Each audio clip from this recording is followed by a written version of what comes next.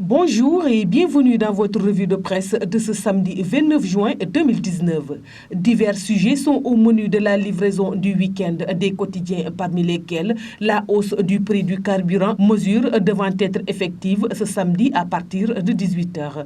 L'État pompe 60 à 80 francs CFA. Titre à ce sujet le journal Le Quotidien, mais l'un dans l'autre écrit le même journal. Les usagers devront dès ce soir débourser un peu plus pour remplir le réservoir. Pour le supercarburant, le litre passera de 695 francs CFA à 775 francs CFA.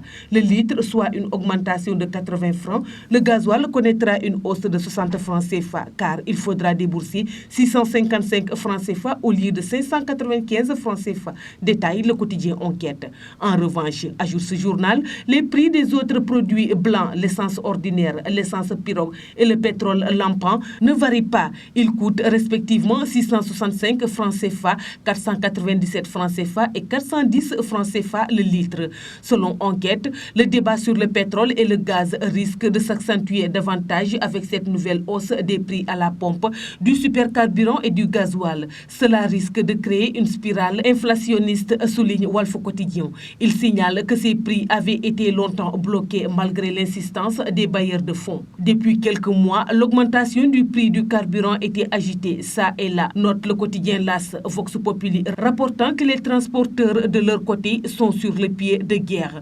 Plusieurs journaux s'intéressent par ailleurs à la marche avortée de Aar Li Ñu Bokk, une plateforme mise sur pied pour demander plus de transparence dans l'attribution de contrats pétroliers au Sénégal. Le préfet de Dakar dicte sa loi qui avait décidé d'interdire toutes les manifestations et contre-manifestations envisagées dans la capitale sénégalaise, indique par exemple Sud Quotidien.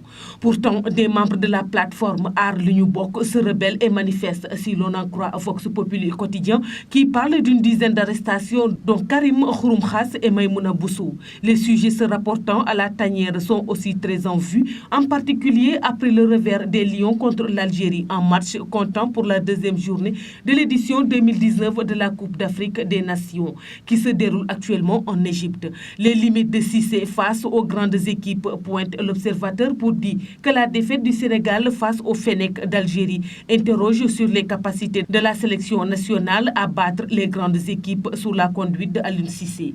Et pourtant, quand on a Sadio Mané, Idrissa Gana Gueye, Kalidou Koulibaly, Mbaye Niang, on ne doit rien craindre, estime l'ancien attaquant vedette des Lions El Hadji Ousseynou Diouf. Tout ce qu'on a à faire, dit-il dans des propos relayés à sa une par Vox Populi, c'est les laisser s'exprimer sur le terrain en prenant du plaisir. Une atmosphère polluée affiche de son côté Enquête, c'est le malaise dans la tanière après les révélations de Bamboula, écrit le journal, avant de préciser que le ministre des Sports ne dément pas avoir convoyé des gens en Égypte. Il y a aussi cette précision faite au journal par Abdoulaye Sow, vice-président de la Fédération sénégalaise de football. Tous les gens que j'ai amenés sont à ma charge. C'est tout pour la revue de presse parvenue à la rédaction du groupe Média du Sud. Merci de nous avoir écoutés. Quant à moi, je vous souhaite un excellent week-end et vous donne rendez-vous lundi. Au revoir.